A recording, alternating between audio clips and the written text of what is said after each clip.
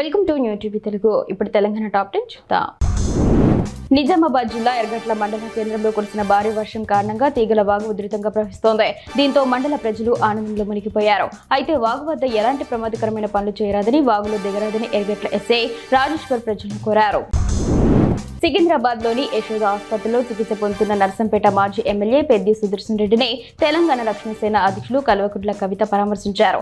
ఆయనకు అందిస్తున్న వైద్యం, ఆరోగ్య పరిస్థితి గురించి వైద్యులను అడిగి తెలుసుకున్నారు. అనంతరం పెద్ది సుదర్శన్ రెడ్డి భార్య, కుటుంబ సభ్యులను కలిసి ధైర్యం చెప్పారు.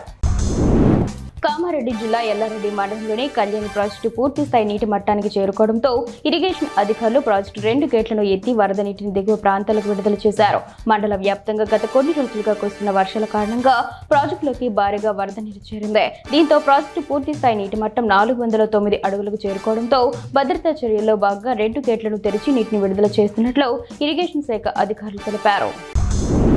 తెలంగాణ రాష్ట్ర వ్యాప్తంగా రేషన్ కార్డుకు ఈ కేవైసీ అనుసంధానం తప్పనిసరి కావడంతో ప్రజలు ఆధార్ సెంటర్లకు క్యూ కట్టారు. ఇదే అదునుగా నామమాత్ర రుసుము వసూలు చేయాల్సి ఉన్న నారాయణపేట జిల్లా మక్తల్ పట్టణంలోని ఓ బ్యాంకులో సెంటర్ నడుపుతున్న వ్యక్తి అడ్డగోలు వసూలుకు పాల్పడుతున్నారు. నిజానికి అక్కడ ఏ సేవకు ఎంత అనే పట్టిక ఉన్నప్పటికీ గ్రామీణ ప్రాంతాల వారు ఎక్కువగా వస్తూ ఉండడంతో ఎవరు ధైర్యం చేసి అడగలేకపోతున్నారు. 75 రూపాయలు తీసుకునే పనికి కూడా 200 రూపాయలు తీసుకుంటున్నారంటే వారి కలెక్షన్ ఎంత ఉందో అర్థం చేసుకోవచ్చు.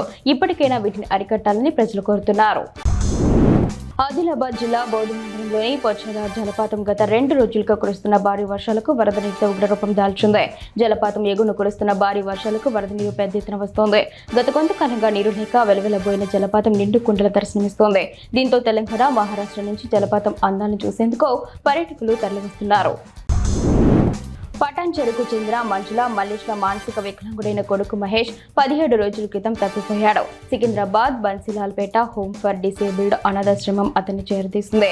కేటీఆర్ పుట్టినరోజు సందర్భంగా గిఫ్ట్ ఏ స్మైల్ కార్యక్రమంలో భాగంగా సోషల్ మీడియా కార్యకర్తలు అనాథాశ్రమంలో అన్నదానం చేసి ఆ వీడియోను సోషల్ మీడియాలో పోస్ట్ చేశారు. ఈ వీడియో చూసిన తల్లిదండ్రులు తమ కొడుకును గుర్తించి కన్నీటి పర్యంతమయ్యారు.